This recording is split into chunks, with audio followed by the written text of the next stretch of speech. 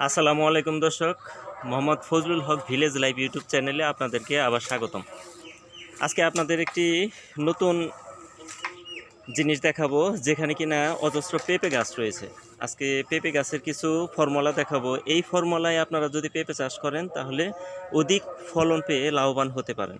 আমি আপনাদের যে জিনিসটি দেখাবো এটি হচ্ছে একটি থাই প্রযুক্তি। থাই প্রযুক্তিতে এইভাবে যদি পেঁপে গাছের ভিতরে আপনারা এই যে লাঠিগুলো ঢোকাতে পারেন তাহলে আপনারা অধিক ফলন আশা করতে পারেন। এই গাছে তেমন একটু মাত্র আসতেছে, আপনাদেরকে এখন নিয়ে যাচ্ছি এই যে বড় গাছটির দিকে। আমার এখানে পিরুজালি ইউনিয়নে আমার এক মামা, উনি হচ্ছে জাহাঙ্গীর মামা নামে পরিচিত, ওনার মুখ থেকেই শুনি। আসসালামু আলাইকুম। ওয়ালাইকুম আসসালাম।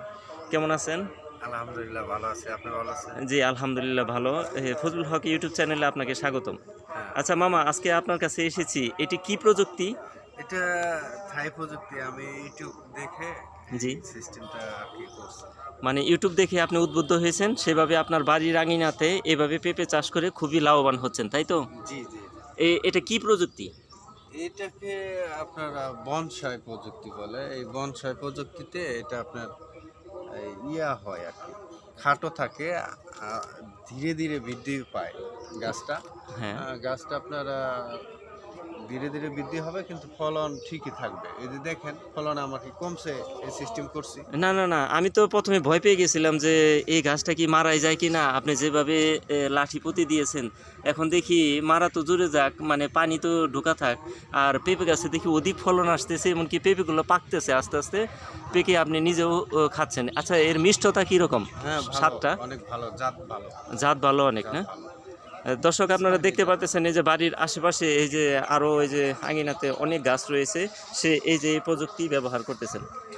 দর্শক, আপনারাও চেষ্টা করবেন এই প্রযুক্তি ব্যবহারে, দেখেন কোনো লাভবান হন কিনা।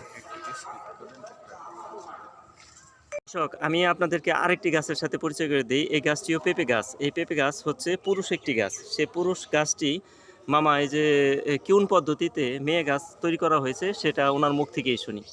জি মামা, বলেন। এই গাছটি আগে আপনার পুরুষ একটি গাছ ছিল, জি, তখন এখান থেকে আমি কাইটা ফেলাই। এখান থেকে কেটে ফেলান না? কাইটা ফেলানোর পরে এখান থেকে আবার এই যে দুইটা কুশি গজাইছিল, একটা আমি কাইটা দিছি। জি, এটা দ্রুত জানি বাড়ে, হ্যাঁ। হ্যাঁ, ভালো ফলনের জন্য আমি একটা কাণ্ড রাখছি। আমি গতবার যখন এসেছিলাম তখন দেখেছি এই গাছটি পুরুষ গাছ ছিল, ঠিক আছে। এখন এইবার এসে দেখি আপনি মেয়ে গাছ তৈরি করে ফেলেছেন।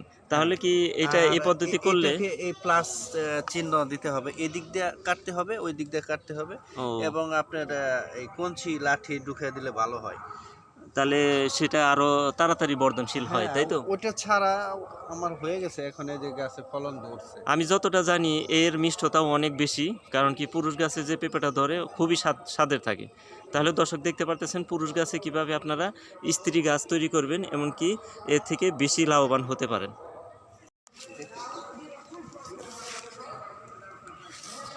গাছের ফল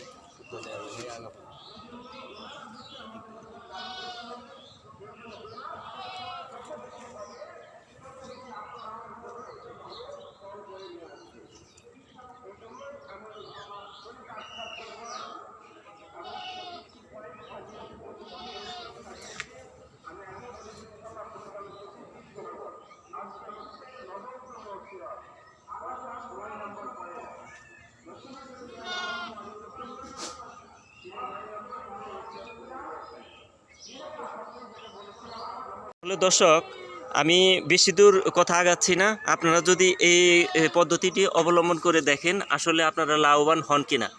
দেখতেই পারতেছেন ওনার সবগুলো গাছই এভাবে খুঁটি চোখা করে তারপরে ভিতরে দিয়ে দিয়েছে, যাতে করে এর বর্ধনশীলতা কমে যায় এবং বাড়ানো কমে যায়, পেঁপেগুলো বড় বড় হয়। এমনকি পেঁপে গাছ বেশি দিন থাকে না, কিন্তু তারপরেও যাতে তার কাছ থেকে ভালো ফলন পাওয়া যায়, সেজন্য এই পদ্ধতিটি অবলম্বন করা যায়।